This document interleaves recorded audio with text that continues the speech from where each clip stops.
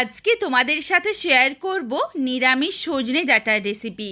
সজনে ডাঁটার এই রেসিপিটার সাথে গরম ভাত হোক বা রুটি পরোটা যে কোনো কিছু অপূর্ব লাগে খেতে। আর এই রেসিপিটা যদি বাড়িতে বানাও তাহলে কিন্তু পাশের বাড়ি অবধি গন্ধ পৌঁছে যাবে, এতটাই সুন্দর গন্ধ আর তেমনই সুস্বাদু। বন্ধুরা, তোমাদের কাছে আমার একটাই অনুরোধ রইল, বাড়িতে অবশ্যই একবার হলেও সজনে ডাঁটা এইভাবে রান্না করে দেখো, তারপর আমায় কমেন্ট করে জানিও রেসিপিটা তোমাদের কেমন লাগলো। নমস্কার বন্ধুরা, শুভমিতা ব্লগে সবাইকে স্বাগত জানাই। তাহলে চলো আজকের এই সজনে ডাঁটার নিরামিষ রেসিপি দেখে নেওয়া যাক। তবে রেসিপিটা কেউ স্কিপ করো না, স্কিপ করলে আমি কি পদ্ধতিতে রেসিপিটা বানালাম বা কী মশলা কখন অ্যাড করলাম সেটা তোমরা মিস করে যাবে, তখন হয়তো রেসিপির স্বাদ ও গন্ধ সম্পূর্ণ আসবে না। এখানে দেখো, প্রথমেই আমি কিছুটা সজনে ডাঁটা ছোটো ছোটো টুকরো করে কেটে নিয়েছি, কিছুটা আঁশ তুলে নিয়েছি আর ডাঁটাগুলো কেটে ধুয়ে পরিষ্কার করে জলটা ঝরিয়ে রেখেছি। আর নিয়েছি কুমড়োগুলো ডুমো ডুমো করে কেটে নিয়েছি।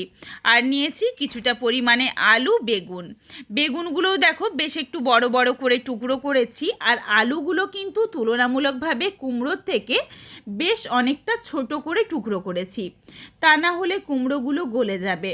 তরকারিটা এমনভাবে রান্না করব যাতে সবজিগুলো গোটা গোটা থাকে, অথচ রান্নাটা খেতেও বেশ ভালো হয় আর প্রত্যেকটা সবজি সুন্দরভাবে সুসেদ্ধ হয়ে যায়। এই রেসিপিটার জন্য আমি যা যা সবজি দিচ্ছি এই সবজিগুলো দিলেই হবে, আর অন্য কিছু সবজি দেওয়ার দরকার নেই। এরপর দেখো, মশলার জন্য আমি একটা বাটিতে নিয়েছি একটা কাঁচা লঙ্কা, অল্প পরিমাণে আদা কুচি আর একটা টমেটো কুচি। এগুলোকে একদম মিহি করে পেস্ট করে নেব যাতে কোনো রকম দানা ভাব না থাকে। এরপর কড়াই গরম করে প্রথমেই কিছু মশলা ভেজে নিচ্ছি। তার জন্য দিয়ে দিলাম একটা তেজপাতা ছোট ছোট টুকরো করে, একটা শুকনো লঙ্কা ছোট ছোট টুকরো করে। এগুলোকে আগে নাড়াচাড়া করে কয়েক সেকেন্ড সময় নিয়ে ভেজে নেব। তার কারণ বাকি মশলাগুলো যদি এগুলোর সাথে দিয়ে দিই তখন কিন্তু সেইগুলো পুড়ে যাবে আর এই মশলাগুলো ভালোভাবে ভাজা হবে না। তার কারণ শুকনো লঙ্কা আর তেজপাতা ভাজতে কিন্তু একটু সময় লাগে। এগুলোকে নাড়াচাড়া করে হালকা করে ভেজে নিয়ে দিয়ে দিয়েছি হাফ চামচ পাঁচফোড়ন, হাফ চামচের থেকে কম পরিমাণে গোটা জিরে, আবারও জিরের থেকেও একটু কম পরিমাণে গোটা ধনে। এই রেসিপিটার মধ্যে পাঁচফোড়নের পরিমাণটা বেশি থাকবে আর জিরে ধনের পরিমাণটা কম থাকবে। গ্যাসের ফ্লেম লোতে করে বেশ কিছুক্ষণ সময় নিয়ে মশলাটা ভেজে নিচ্ছি। মশলার থেকে যখন একটা সুন্দর গন্ধ আসছে তারপর মশলাটা নামিয়ে রাখছি। এই মশলাটা যাতে কোনোভাবেই পুড়ে না যায় এই দিকে খেয়াল রেখো, কারণ মশলাটা পুড়ে গেলে রান্নার স্বাদ ও গন্ধ একদমই ভালো আসবে না। মশলাটা ঠান্ডা হয়ে যাক, তারপর মিহি করে গুঁড়ো করে নেব। কড়াই গরম করে কড়াইয়ের মধ্যে বেশ কিছুটা সরষের তেল গরম করে দিয়ে দিয়েছি কিছুটা বড়ি। এখানে আমি বিউলির ডালের বড়ির ব্যবহার করেছি। বড়ি দিয়ে নাড়াচাড়া করে বড়িটা বেশ লালচে করে ভেজে তুলে রাখলাম তেলটা ঝরিয়ে। কড়াইয়ের মধ্যে বাকি যেটুকু তেল রয়েছে এতেই দিয়ে দিলাম সয়াবিন। এখানে আমি বড় সাইজের সয়াবিনের ব্যবহার করেছি, তোমরা চাইলে ছোট সয়াবিনটাও দিতে পারো। সয়াবিনটা গরম জলের মধ্যে দিয়ে 1 ফুট ফুটিয়ে নিয়ে জলটা চেপে রেখে দিয়েছিলাম। সয়াবিন দিয়ে সয়াবিনের স্বাদ অনুযায়ী লবণ দিয়ে নাড়াচাড়া করে একদমই হালকা করে ভেজে নিয়েছি। খুব বেশি কিন্তু ভাজার দরকার নেই, খুব বেশি ভাজলে আবার সয়াবিনগুলো শক্ত হয়ে যাবে, সেই ক্ষেত্রে খেতে ভালো লাগবে না।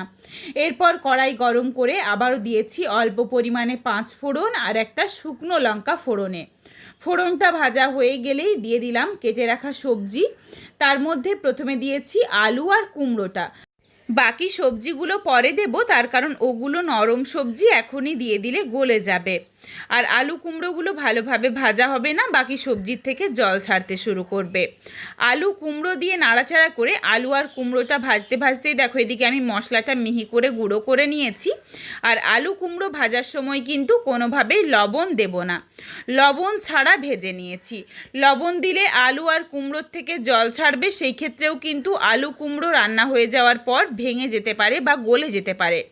এই জন্য বেশ গোটা গোটা রাখতেই এইভাবে রান্না করছি। আলু কুমড়ো যখন হালকা একটা লালচে রং ধরে গেছে, প্রায় মিনিট 3 মতো একটু ভেজে নিয়েছিলাম। তারপর দিয়ে দিলাম বেগুন আর সজনে ডাঁটা। বেগুন আর ডাঁটা দেওয়ার পরেই দিয়ে দিয়েছি স্বাদ অনুযায়ী লবণ। এরপর লবণ দিয়ে নাড়াচাড়া করে এই সবজিগুলো আবারও মিনিট 2 মতো একটু নাড়াচাড়া করে নিচ্ছি। বেগুন আর সজনে ডাঁটা এগুলো নরম সবজি, এই জন্য দেখো একদমই হালকা করে একটু ভেজে নেব। এরপর জল দিয়ে দেব, জলে সেদ্ধ হবে। হালকা করে বেগুন আর সবজি ভেজে নিয়েই দিয়ে দিয়েছি বেটে রাখা মশলার পেস্ট। বাটা মশলা দিয়ে যেই বাটিটাই রেখেছিলাম সেই বাটিতেই পরিমাণ অনুযায়ী হলুদ দিয়ে হলুদটা সামান্য একটু জলের মধ্যে গুলিয়ে রাখলাম। এই হলুদ গোলা জল আজকের এই রান্নায় ব্যবহার করব, যাতে কালারটা একদমই সুন্দর একটা হলুদ পাতলা কালার আসে। খুব বেশি কিন্তু একদম যে গাঢ় হলুদ সেটাও না, একটা সুন্দর হলুদ রং আসবে। এই জন্য জলে অবশ্যই করে এই হলুদটা মিশিয়ে নিও। এদিকে দেখো মশলাটা বেশ কিছুক্ষণ সময় নিয়ে কষিয়ে নিয়েছিলাম। মশলা কষানো হয়ে যাওয়ার পর দিয়ে দিয়েছিলাম ওই হলুদ গোলা জল। আবারও একবার খুব ভালোভাবে মিশিয়ে নিয়েছি। এরপর যে ভেজে গুঁড়ো করে রাখা মশলাটা তার অর্ধেকটা দিয়ে দিলাম। অর্ধেকটা দিয়ে নাড়াচাড়া করে কষিয়ে নিচ্ছি ভালোভাবে এই সমস্ত সবজির সাথে। আর কিছুটা মশলা রেখে দিয়েছি, সেটা পরে ব্যবহার করব। এই মশলাটা দিয়ে দেওয়ার সাথে সাথেই একদম কিন্তু পাশের বাড়ি অবধি গন্ধটা চলে যাবে, এতটাই সুন্দর একটা গন্ধ আসে। ভালোভাবে দেখো বেশ কিছুটা জল দিয়ে আবারও নাড়াচাড়া করে মিশিয়ে নিয়েছি। একটু জলের পরিমাণটা বেশি দিলাম, তার কারণ এখনও সবজিগুলো সেদ্ধ হবে। আর এই জলের মধ্যে কিন্তু ভাজা বড়ি বা সয়াবিন এগুলোও কিছুক্ষণ পরে ব্যবহার করব, ওগুলোতেও কিন্তু বেশ কিছুটা জল টেনে নেবে।